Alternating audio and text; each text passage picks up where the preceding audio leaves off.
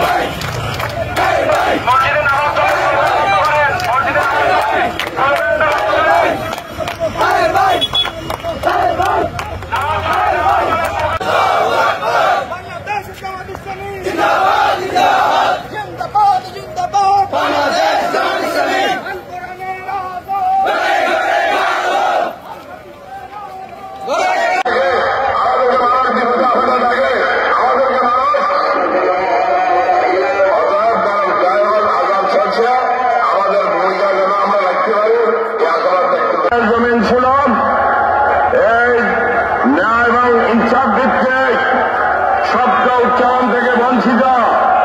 এই দীর্ঘ 15 বছর এই সরাসর সরকারের নেতারা, কর্মীরা এই সরাসর